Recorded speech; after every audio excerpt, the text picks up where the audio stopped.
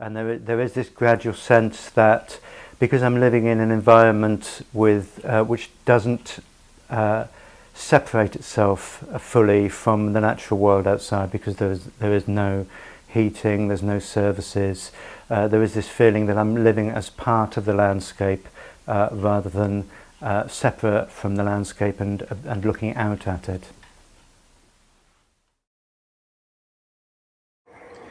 Deep country.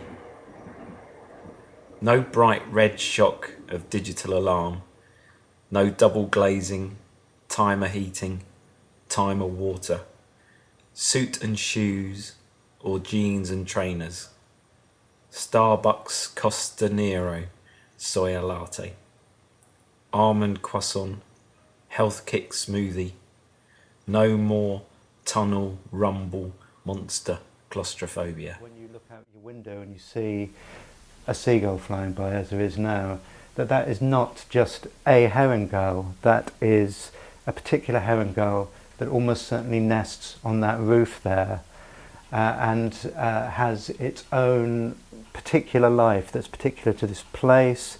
It has its own, it has its neighbours on the roof there. There's 6 pairs of herring gulls nesting along this roof here. And it's fascinating to imagine how that bird sees the world. I mean, the way I always think it's fascinating with seagulls and town pigeons, in that, I mean, town pigeons originated as rock doves living on remote coastal cliffs.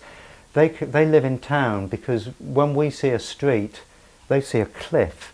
A row of houses is a cliff to a pigeon or a nesting seagull here. They have no concept of a city being what we think of as a city, as we think of a city as a social collection of human beings interacting with one another. But to a bird, it's a geographical space. It's a fantastic space of a collection of small cliffs, ideal for nesting in, with a good supply of food.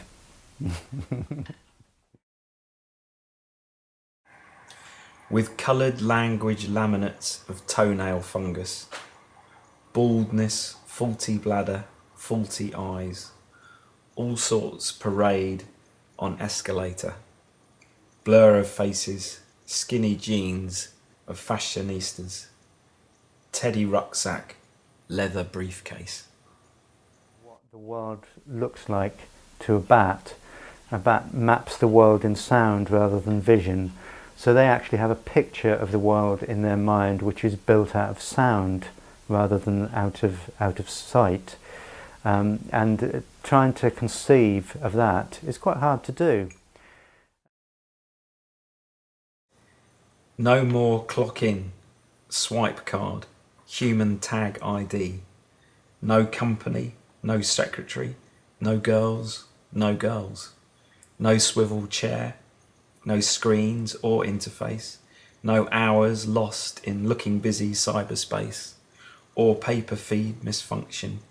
No more functions, buffets, brainstorms, blue sky thinking, no appraisals, quality assurance, no insurance, no real contents, no more pret-a-manger crayfish sandwich, no more beer or ale, Bacardi breezers jostle in the dog and duck or rat and parrot, no more sheesh, no donor, no more TV dinner, no Beyonce, no more Corrie, no more I'm a poor celebrity, no, no, no TV.